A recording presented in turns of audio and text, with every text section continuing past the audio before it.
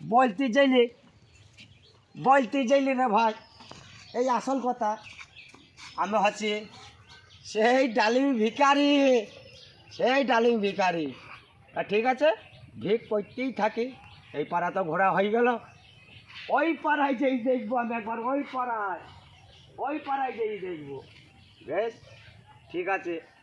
ওই বাবা আসো নাকি? এ বাবা, হ্যাঁ ফকির এসেছে, ভিখারি। তা বাবা এলাও চাল।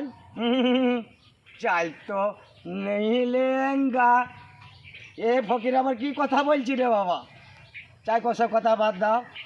100 টাকা আছে দোকান বাজার করার লিখি, তাইলি এই 100 টাকাই তো মিলা।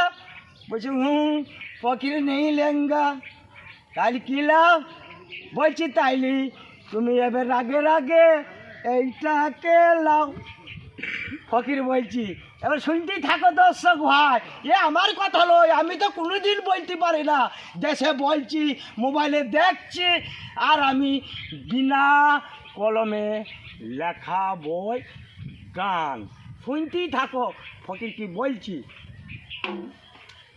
তাই ঠিক বলেছ মনের কথা। ও খালাই তো বোন ঝোলা ঝম্পটা আমি রাখবো কোথায়? মনের কথা,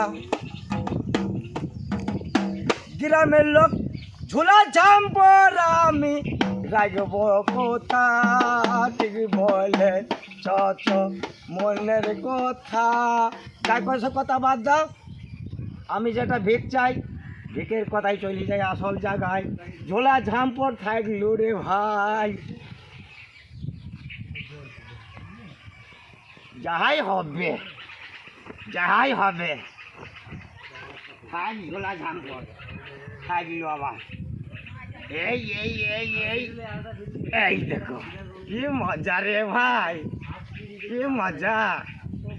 হ্যাঁ, তোমার গডাউন একবারেই খালি, আর এমনি একটাই মার মিটে লাই পরে সবই পিঠের উপরে ভাই।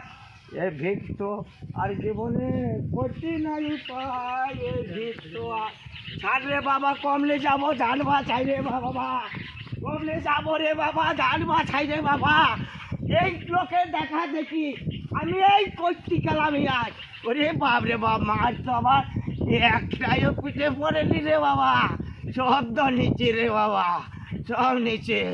এই ভিক আর আমি জীবনে করবো না রে বাবা, এই জীবনে আমি আর এই ভিক করবো না রে বাবা, আমি জীবনে ভিক আর করবো না।